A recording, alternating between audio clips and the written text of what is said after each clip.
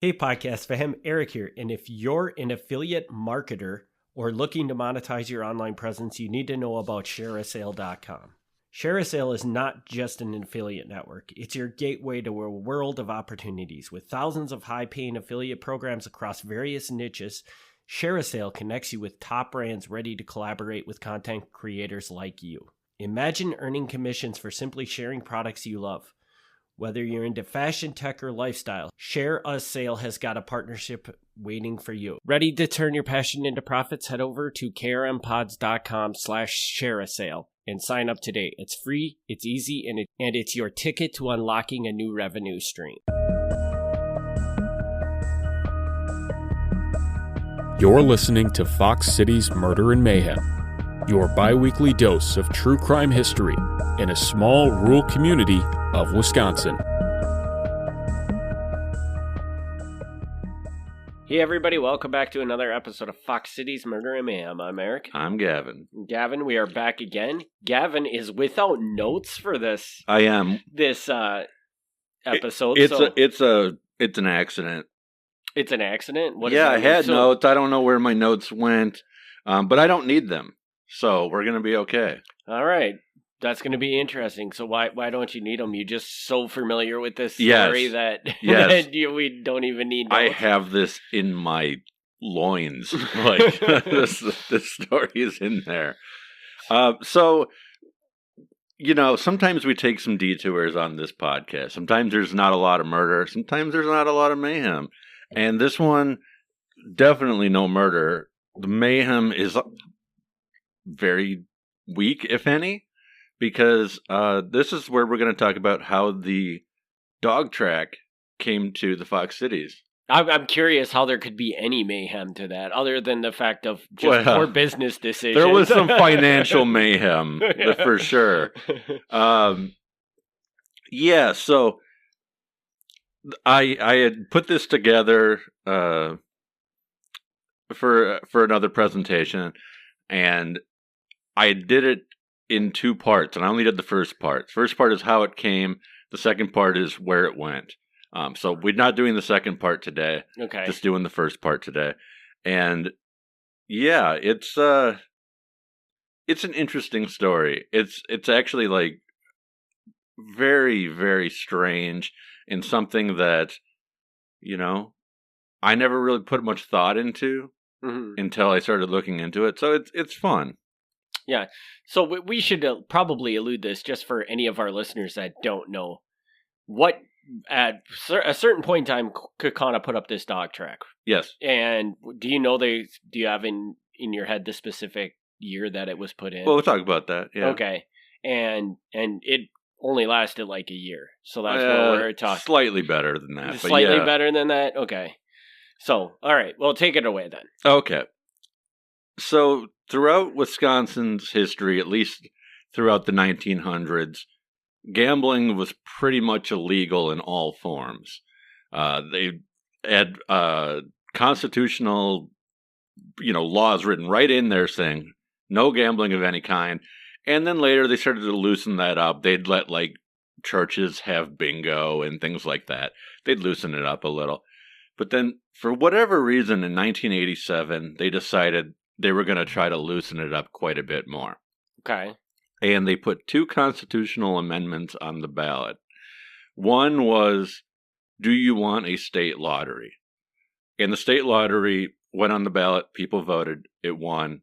Now you could have a state lottery since 1987. So we've only had a state lottery since 1987. Huh? Yes. Wow.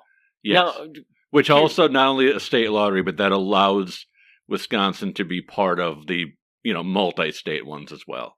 Okay, so now 1987. Do you happen to know? Are we really late? The state of Wisconsin really late into this game, or is this around the period of time where everybody's establishing lotteries? I couldn't give you exact numbers on that. Definitely, they already existed. I mean, when Wisconsin passed it, they could join, like I said, the multi-state lottery, so they were already in existence. Okay. So it had been going around. Okay. The other thing on the ballot was whether people wanted pari-mutuel betting. And pari-mutuel betting I will explain. It's different than casino betting. Casino betting is somebody owns a casino, you go to the casino, you gamble, and you lose most of your money. Sometimes you win a little bit here and there, but overall, like, the business is specifically designed that you lose money. Okay. Pari-mutuel, you are not betting against the house, you are betting against other bettors. Okay. So what happens is you go in, and this is dog racing, horse racing, that sort of thing. You go in, and the odds and the payouts are determined based on how many people are betting on what. Okay. So the house takes a cut of that just for operational fees, but your winnings will come back based on how much went in. So the house gains no more or no less depending on the bets. It has no effect on them at all. So essentially, we're looking at kind of, they viewed this as a fairer way of betting, I guess, or it's seen as cleaner because the thought at the time was there's no incentive to rig it. A casino, like, there's reasons that you would obviously, I mean, if you do your numbers right, the casino's supposed to win anyway. Mm-hmm. But there's ways to make it even more unfair. With pari-mutuel, they say, well, what if somebody comes in and they drug the dogs or they drug the horses and then they throw a race?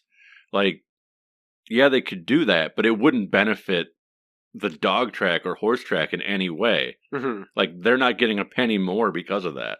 So, yeah, it could, like, an outside bookie might gain something from that, but if it's kept clean, like the way it's run, it shouldn't have any effect at all. So okay. It's seen as a more fair, more equitable way to gamble instead of just encouraging some big organization. Yeah, you know, from a moral standpoint, I have no idea if there's any difference at all, but for whatever reason, the state felt that was something to pursue. Okay. Now, so the lottery passed the amendment stage. The pari-mutuel also passed, but on a very narrow margin. Okay. It turns out in the 80s, gambling was still widely unpopular. And although it did pass, it was, you know, I would have the numbers in front of me if I had my notes, but it was something like maybe 55% or something. It was not like an overwhelming number. Yeah, like if they had that vote now, it would be like probably 80-20 right. almost. Right. So that happened. Then the different people who run these sort of dog tracks, specifically a company called Delaware North, went in and they looked at the vote tallies and they looked for areas where the vote was significantly higher in favor. And they were able to determine areas that would be more welcoming of a dog track. Okay. And they ended up pitching like 13 different locations. And you had to file with the state an application. And the application process cost $25,000 just to file. Wow. And the state was only going to take 5. Okay. So most of these places are paying this huge fee to get nothing. And so they pitch it, and they end up, there are 5. There's Kenosha, Delavan, Wisconsin Dells, Hudson, and Kaukauna. I mean, I don't know. You can tell me if I'm way off base on this, but it does kind of seem like Kaukauna is a rather weird one in there. I mean, the only other one that I can go with is kind of weird is Delavan. Mm-hmm. The other ones kind of make sense. Yeah. Right? Yeah. Kaukana's kind of a weird one, but the voting, as I say, was slightly higher. Kaukauna residents seem to be more in favor than the average Wisconsin resident. It had a good location in that it's halfway between Green Bay and Oshkosh and Appleton. True. Yeah. Well, maybe not halfway, but you know, it's not favoring one bigger city over another. It's kind of in the middle, and there's lots of room for development. And among the applications were very heavy in southeast Wisconsin, which is not a surprise because that's where everybody in the state lives. Mm-hmm. But it was the only application in northeast Wisconsin. So it was kind of a shoe-in to win. One of the, licenses or whatever they had to do, Mm-hmm. because there was no competition there. Right. If you put one between Appleton and Green Bay, it's the only one. Everybody, from Door County was going to come down, everything. So the state saw that as a very likely success. Yeah, I guess, and when you look at it, you're absolutely right. It only makes sense that if they weren't going to put one in Green Bay or in Appleton, Kaukauna was a great location for that. Yeah. So they got the approval. They also had to go through the city. The city had to approve it because in order to build it, they'd have to amend the zoning. They'd have to extend the sewer. They'd have to do all the stuff that, you can put a building up there because this was like 100 acres outside of city limits. People who grew up in Kaukauna know exactly where it is. If you're not from Kaukauna, you may not be as aware, but it's outside the city limits. It was on a piece of farm property owned by the Herkman family. The Herkmans, for whatever reason, were no longer farming. The property was available, and Delaware North was ready to move in on it, but they had to get permission from the city. The city did its due diligence on this. The mayor was strongly in favor, like right out the gate. But there was also some opposition. Every time this came up, people would show up at city council and other things, and they would have complaints. And they would say, what about the noise? What about the traffic? Are the dogs treated humanely? That was a big one they were concerned about. And crime. And there was a couple in Kaukauna. I don't know if I should name their names on here because they are still alive. I mean, it was public. They were in the paper numerous times, so it's not. This isn't like inside information. But there was a couple who went to pretty much every meeting, and they were very opposed, and they did some research. They found old articles where people who worked for Delaware North were linked to organized crime and casino scams, and they found quotes from the FBI director, not the current one at the time, but like a previous one, saying anywhere where gambling is legalized, crime rates go up. And they were, they were bringing in like all the data they could to show why this could go wrong. Right. And the city, to its credit, looked into these things, and they put together a committee, and they sent the committee down to Phoenix, Arizona. And they sent them to Phoenix because that's where the dog track was that was going to be similar to the one that was supposed to be built in Kaukauna. Okay. So they wanted to go down there. They sent the city planner, they sent the police chief, and then they sent a variety of just average people to kind of check it out. Most of whom aren't names that you're going to know, but one person they sent was Dr. Alan Cherkasky, who's kind of like a celebrity doctor in Kaukauna. And they sent Ron Vandervelden, who, you'd have to grow up in Kaukauna to know this, but he was a high school teacher who was like super into the environment, big naturalist. So they sent them down, and they went down there. They got the full tour of the facility. They talked to the people in local government about how it was run. They came back. They did a presentation. They wrote a report. I have a copy of the report. It's, they were thorough. Were they heavily in favor, or what was them? When they were sent down there, I think they were largely in favor. There was purposely put on the committee one or two people who had voiced opposition. So they weren't going down there just to green light it. They wanted to make sure that they had people who were really going to voice concerns. When they came back, the report was overwhelmingly in favor. Okay. If they weren't already in favor, they were more in favor now. They came back, they had talked to, again, the park owners down there, the Greyhound Park owners. They'd also talked to the local government. The local police chief was like, yeah, this crime is not an issue. He's like, you might see a slight uptick in things like worthless checks or things like that from people, trying to pass money that they don't have. He goes, but there's not prostitutes hanging out at the dog track. There's not people getting in physical alterations. You're not going to see any more incidents than you already would, at any other facility in your town. The city planner in Phoenix was in favor of it. Well, not in favor, but he spoke highly. He's like, it didn't really cause any problems. He goes, unlike a football game where you've got thousands of people trying to leave a parking lot at the same time, greyhound racing goes on throughout the day. So people are coming and going at all times. So it doesn't create like a mass congestion problem. Interesting. So he's like, the traffic's not really an issue. Noise is pretty minimal. So they came back with their report. And again, the report, very favorable. There were some minor concerns here and there. There was, noise was going to be something that was people were going to be able to hear it. But they pointed out the fact that Kaukauna already had WIR. And now, Eric, you and I both grew up on the south side of Kaukauna. And on Thursday nights, you can hear WIR a mile away. Absolutely. Yeah, absolutely. Yeah. And I would imagine that WIR is probably 10x of what a dog track would be. I could be wrong, but because I think all you're going to really hear from the dog track is like the announcer. Probably the announcer, yeah. Yeah, so I should clarify for listeners, WIR is Wisconsin International Raceway.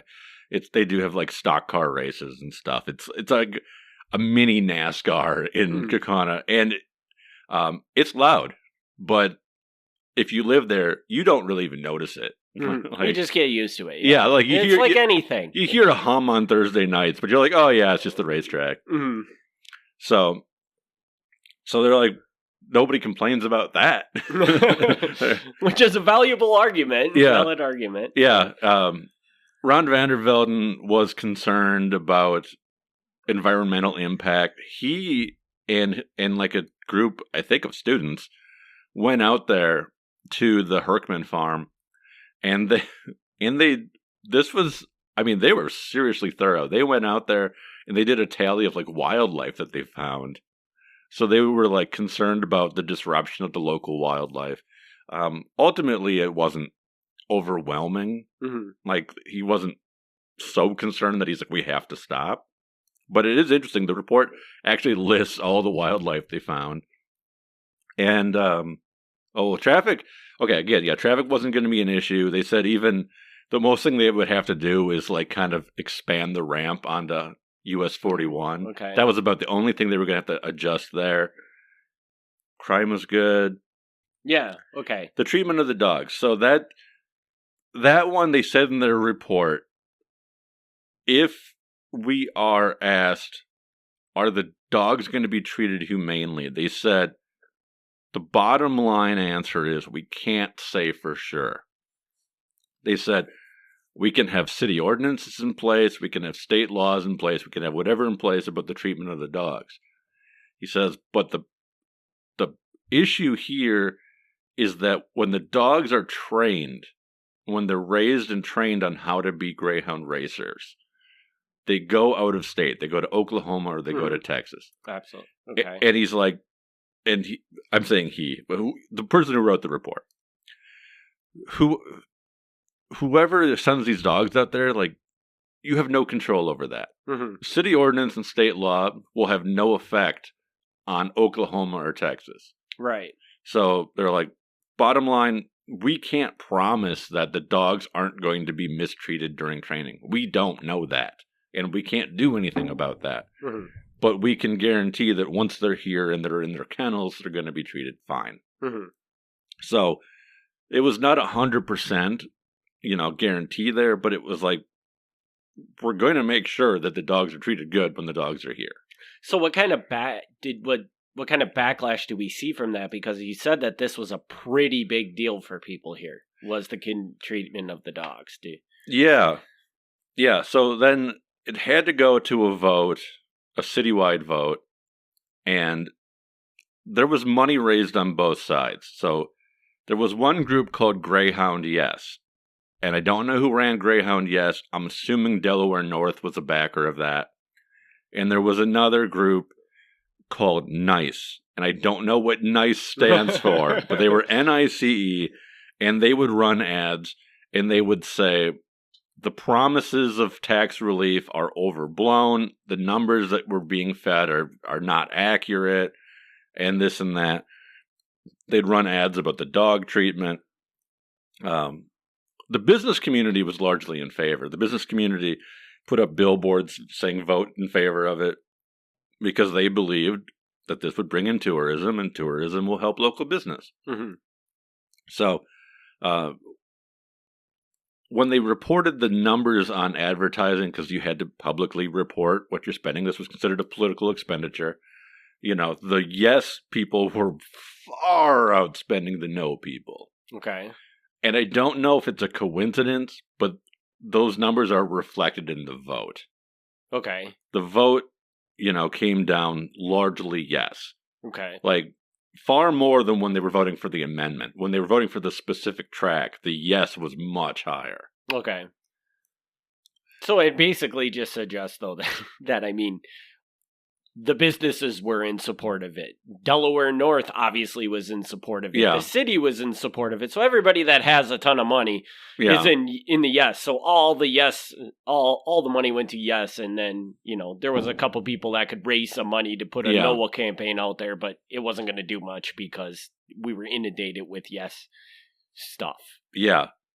So things are moving forward.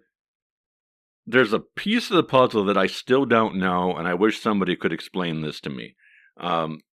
Delaware North is this national company. They run all kinds of sports-related things.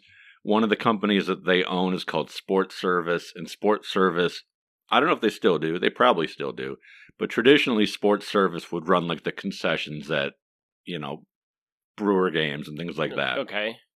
So, Delaware North had a foot in the door in most of the sporting events throughout the country. They were known. Okay. Well, but apparently they had to have local ownership of the dog track. That was a condition of how this was. This company out east couldn't own the facility. Okay. So locally the money was put up by a man named Gary Van Zeeland. Okay.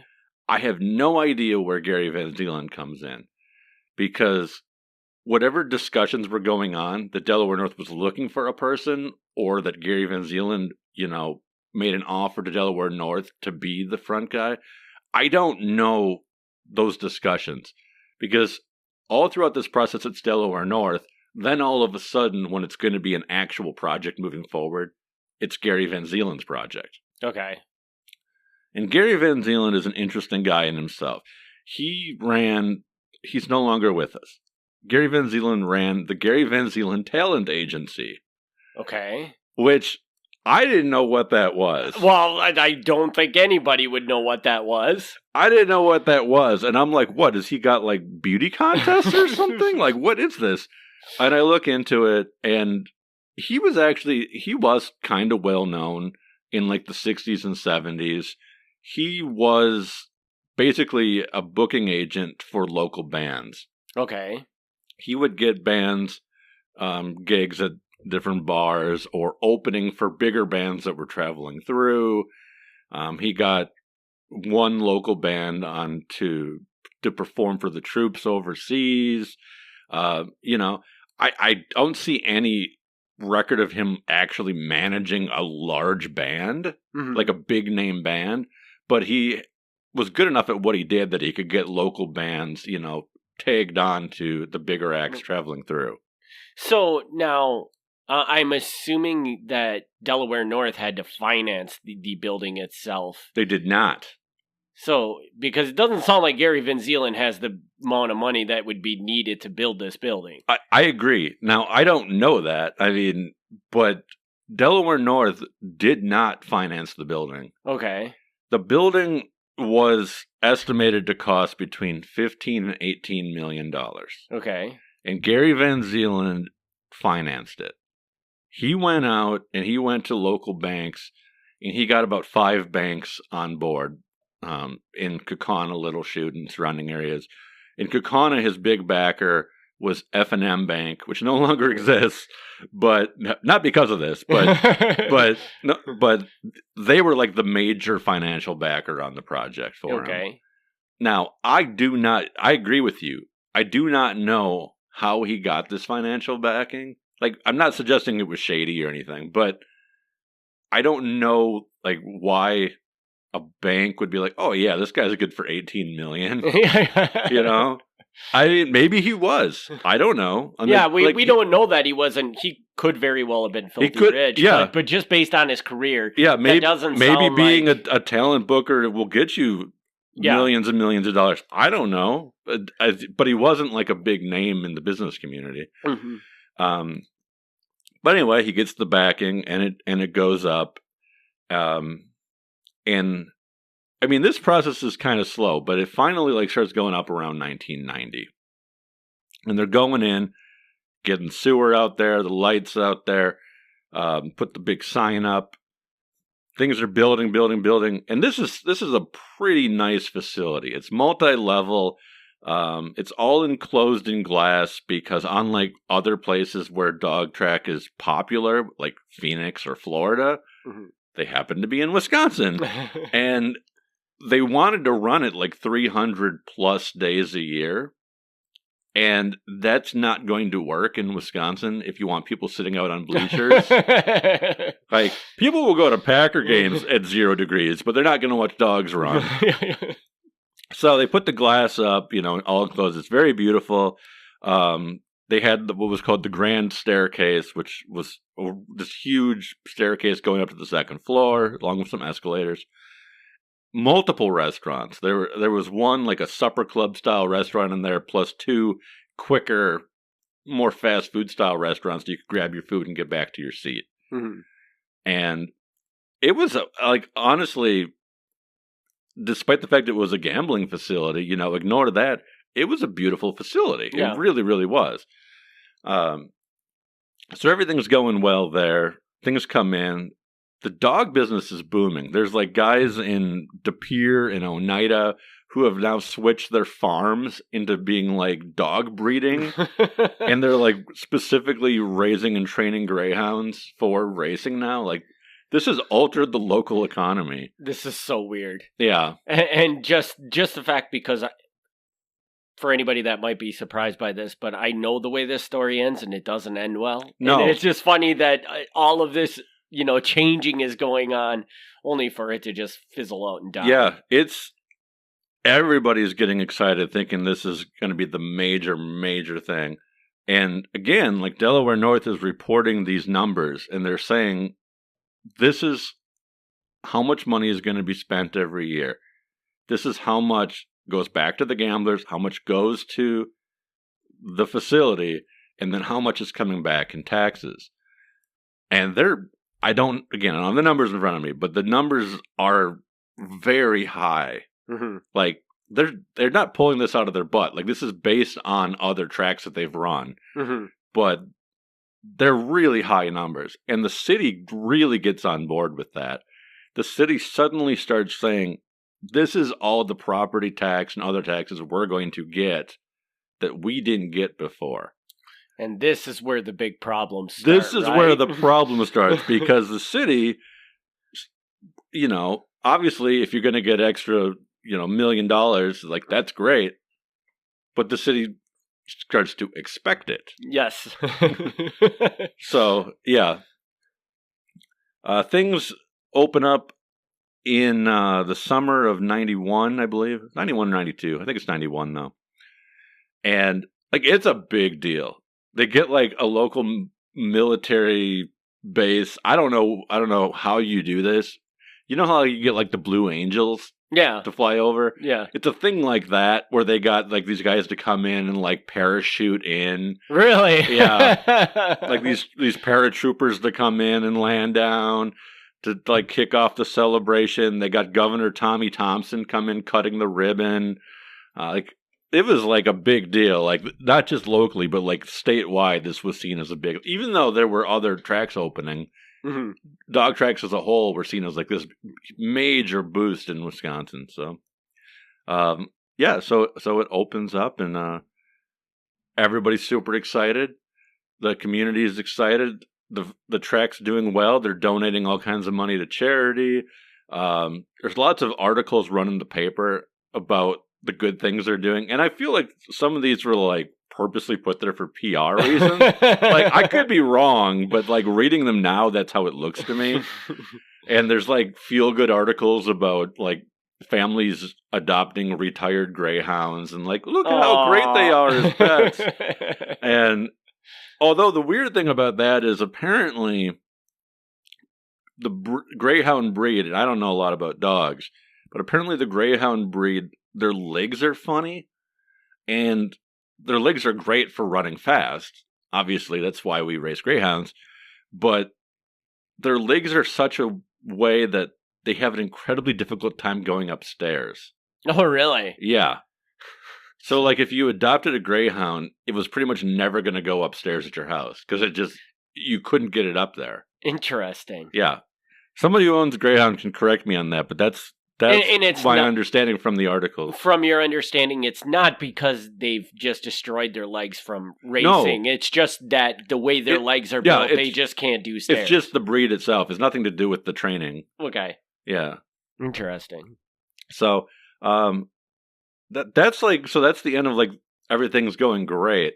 I don't know where to leave that off without having to mention the second part. Well, are we going to go into how it unravels, or do you want to do a separate episode of how it unravels? I would love to do a separate episode because there's some stuff like I will, so a little foreshadowing for people. Obviously, whether you know the story or not, you should know there's not a greyhound park in northeast Wisconsin. So it at some point went away. What kind of surprised me in looking into this, and this is the foreshadowing, is I thought the business failed. That was always my impression growing up. I was very young at the time, but that was what I thought had happened.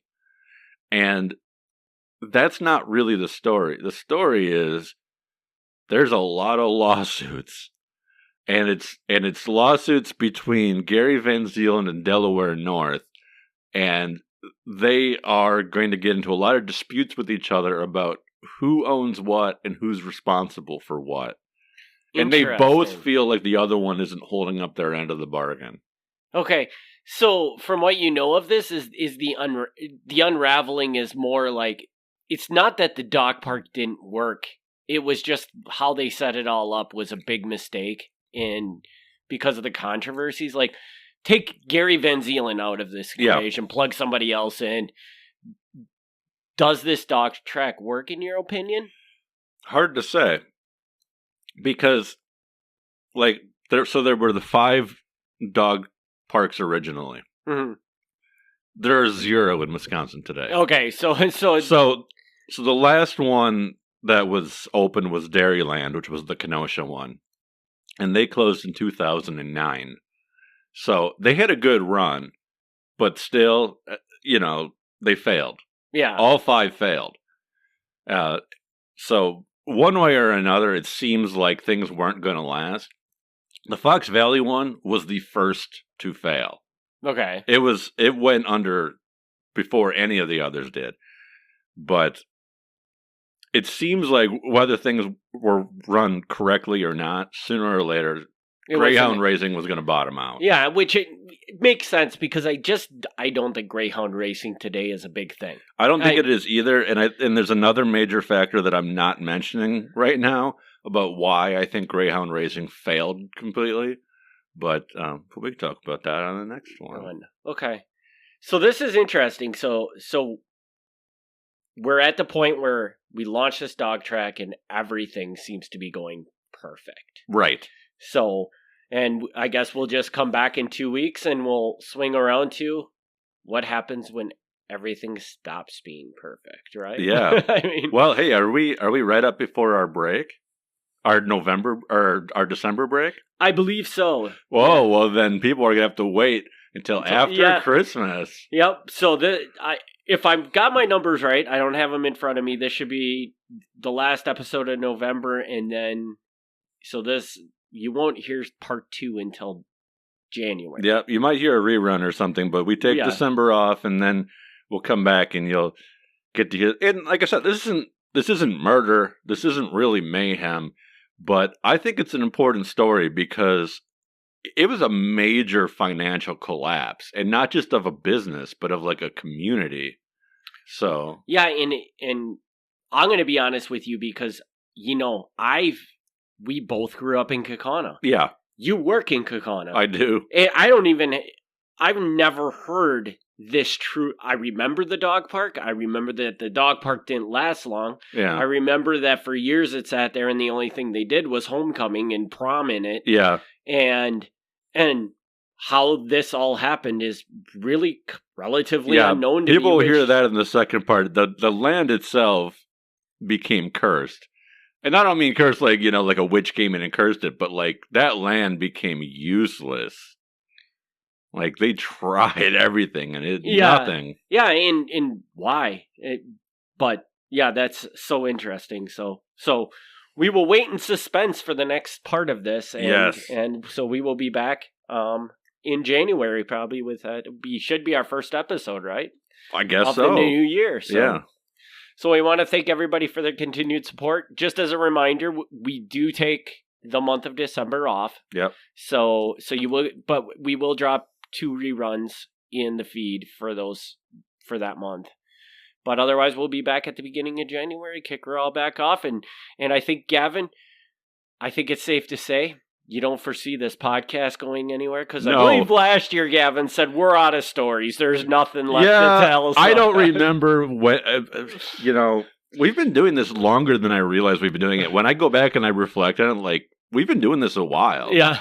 And, there was a brief time where I was like, I don't know, do I have to wind this podcast up?